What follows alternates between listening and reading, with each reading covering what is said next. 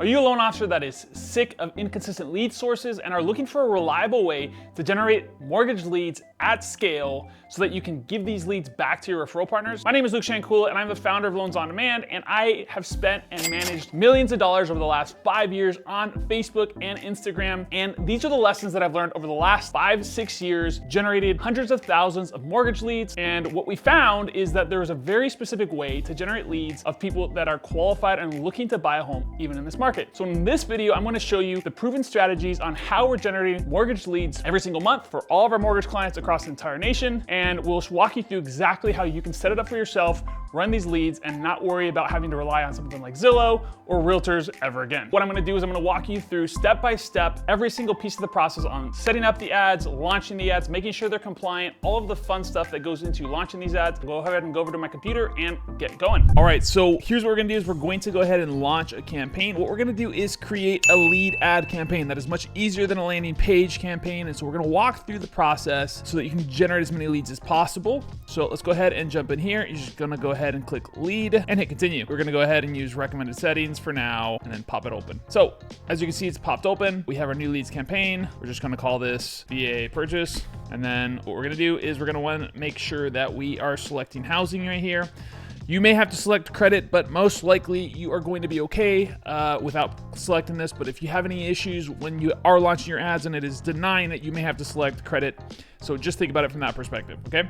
So let's go ahead. Nothing else you need to do here. You're going to want to hit next. I would put the date here for your naming conventions, but again, the naming conventions are going to be unique to you. You get to decide how you want to name your ads. It's mostly important that you choose something that you can remember so that you can identify what is happening within the ad without having to click into it, right? So let's go ahead and go right here. We're going to do instant forms, or they're also called lead ads. I would normally call them lead ads, but you can call them instant forms, whatever you want to call them.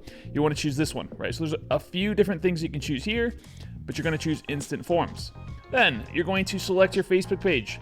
I have already accepted it.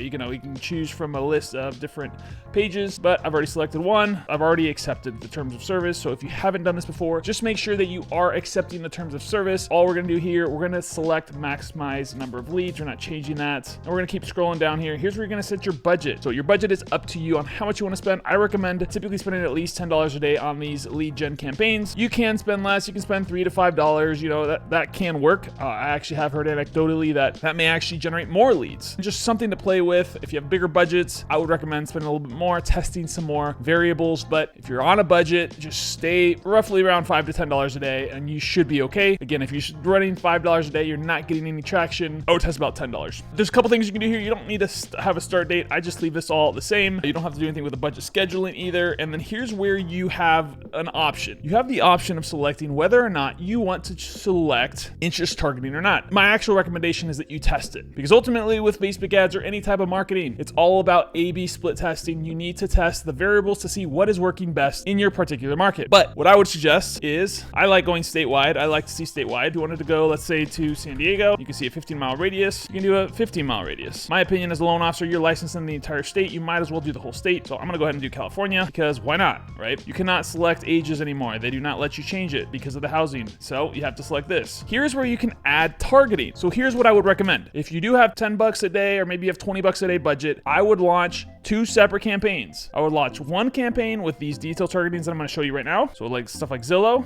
and then you go ahead and hit suggestions. And then you would choose these: Trulia, Property Finder, First Time Home Buyer, Starter Home, First Time Home Buyer Grant.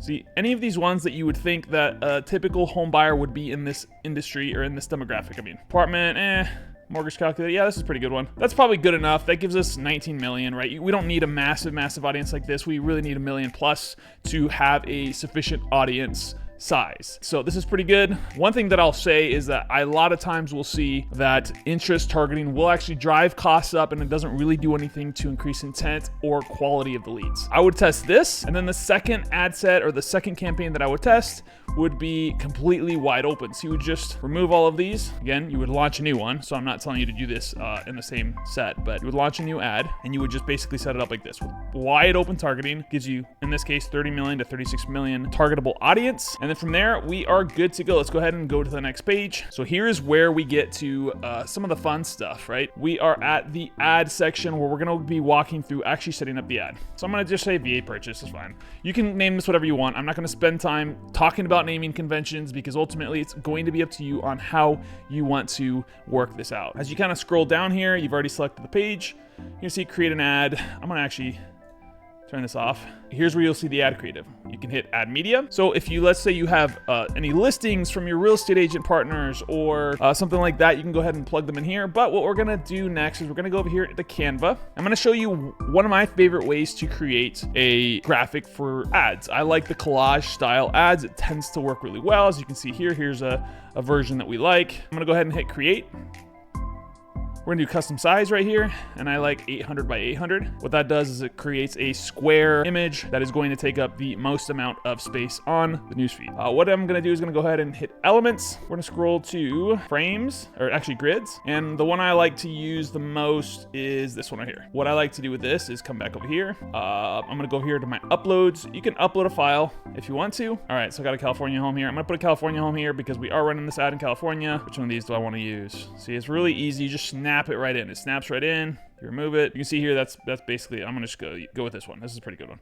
And then I'm gonna go ahead and in these two frames, it's up to you on what you do. You could do 3 houses, so you could theoretically do this. But what I like to do is I like it to be, almost looks like it's a listing pictures, right? It just creates some more buzz. It creates some more clicks and things like that. Let's do a kitchen. And these are uploads that I put in here, so you're not gonna have those. But there is a way that you can get photos. If you have the paid version of this, it has a lot, well actually, regardless if you have the paid version or not, you will have a lot of options, but the paid version gives you even more options. But I'm gonna go ahead and do kitchen because we have something saved in here that we really like to use. I really like to use this kitchen. Again, this is gonna be a very sort of common looking kitchen, a common looking house, and then a common looking bathroom where you could do like a living room. So I'm gonna, again, just very common. You don't wanna have the very high end stuff because ultimately with these ads, you want to have something that's relevant to the people that are clicking on it, that they feel like they can afford, that they're not going to click on it just to see the pictures and then find out, oh no, there's no pictures to see, and click off it. You want something that's affordable, that they think is affordable at least, so they click on it and they want to fill out the form, right? I found the best results come from finding median price homes in your market that'll work the best, right? So we're gonna grab this, hit share, you can name it. Again, you know, just type in right here, California, collage, not a big deal, whatever you wanna call it. If you're doing a lot of these, you're gonna wanna start creating naming conventions. And so you can hit download. Hit download, and then let's go ahead and go back to our ad. So that we have created, we'll go to the image. We're gonna upload the image and we're gonna hit next. As you see, just leave it original.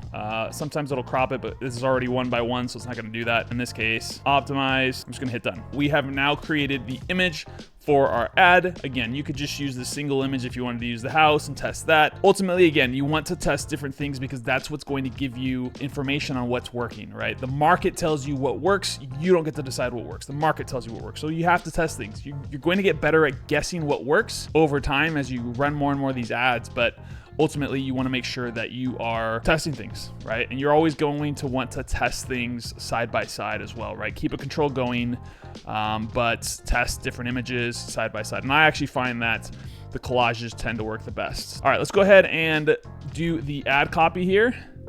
So this is for VA purchase. So I'm plugging in this VA ad copy right here. Then you're gonna want to put in your headline here. VA Homes for Veterans program. Super simple. You can make changes to this if you want to. Another one, I mean, you could add another option. I don't like doing that so much a lot of times. I just like to test one because I already know it typically works, but you could always theoretically test this. I'm gonna go ahead and close out of that because I don't need that. And then here's where I would typically recommend putting your NMLS. If you're running it from a non-branded page like this, I would put the NMLS here. If you're running it from a branded page, then you probably want to have it inside of your name, but at the very least you want to have this NMLS information and whatever else compliance you need to do. Obviously, you know, it's going to be up to you and your company on how you want to do that, and if you talk to your compliance department as well. Next thing you're gonna do is I typically will select learn more, and that is basically how to set up the ad. The last thing we're gonna do here is we're gonna set up one of these VA purchase forms. I've already created this. I'm gonna duplicate it just for speed purposes.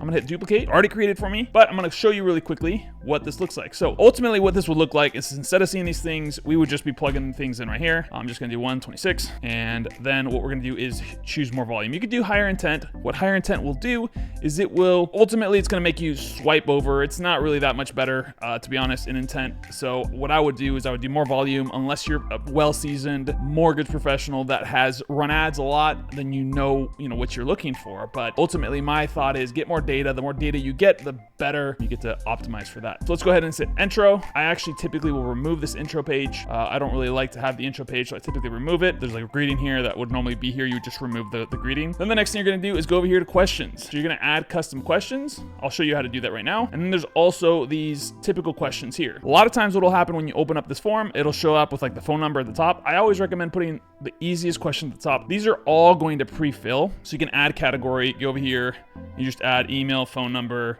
user information, first name, last name. I typically recommend deleting full name and then adding first and last name. It just makes it easier to import this into your CRM. So I recommend doing that. You don't really have to do that if you don't want to, but I normally recommend doing first name, last name, and then email and phone number. If you want to increase intent even more, if you want to increase intent anymore, you can add questions like this, right? Question 1, how soon are you looking to use your VA benefit? And then you put these options. And then the next one is, where are you looking to purchase? You could potentially put something like, what's your FICO? However, what I'll tell you is if you put credit score in here, Facebook does not like that. Facebook does not like it that you are asking people for their credit scores. So be prepared to get that denied. If you do put in something about a FICO or a credit score, you can get away with FICO a lot of times, but if you say credit score, most likely it will not get approved. Just to give you a heads up. So again, you hit add question, you can do multiple choice, short answer, conditional appointment request. You can either do one of these two, typically what I would do. Multiple choice is going to give you the option to put it right here. As you can see here, we've added how soon are you looking to use your VA benefits, so you know how quickly they're looking to buy, and then where are they looking to purchase. I'll tell you the region that they're looking to purchase, especially in this case because we're going statewide. All right, so we've gotten through the form type, the intro. Again, we're deleting the intro. Then we're getting through questions. Once you're done with questions, go to privacy. I recommend having your privacy policy here, and then just this link just says privacy policy. Nothing crazy. One thing that I will say is make sure that you're adding terms and conditions here. This is kind of like a TCPA disclaimer, essentially saying that we will use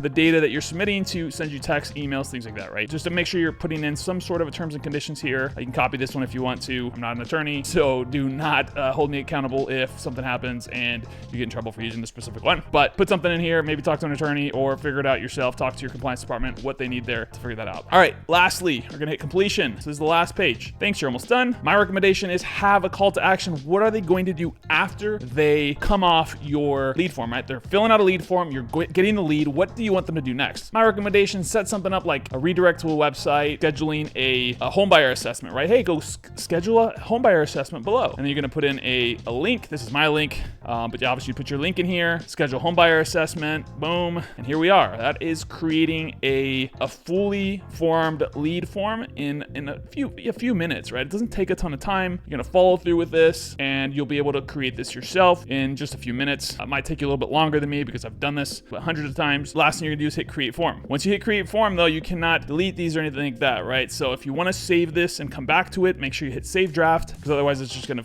do it that way. So I'll hit create. All right, so now we have one ad that's created. It's got the ad copy, it's got the headline, it's got the image. So the last thing I'm gonna do here is I always recommend having two ads running at the same time. So what I'm gonna do here is I'm gonna hit duplicate. I don't know why it didn't give me the duplicate option, but this will work. VA purchase. And then what I'm gonna do is I'm going to delete this image and I'm just going to put this other image in right here that I had already put in here. You can use videos, things like that. You can obviously see we've tested different things here. Hit next, done. And here we are. We have two variations of the same ad copy. The only thing that's different is this image of the house. So now you'll get to see which one of these is working the best. And ultimately that will help you optimize, right? And so what I recommend with that is as you are launching this, let it run for 3 to 5 days, figure out what sort of data is coming from it and which one of these is working the best. After about 3 to 5 days, you should be able to see which one of these ads is the winner. If both of the ads are performing pretty well, I would just leave them both on. If one of them is doing drastically better than the other one, I recommend just turning off the ad that's not performing and then duplicating the winning ad.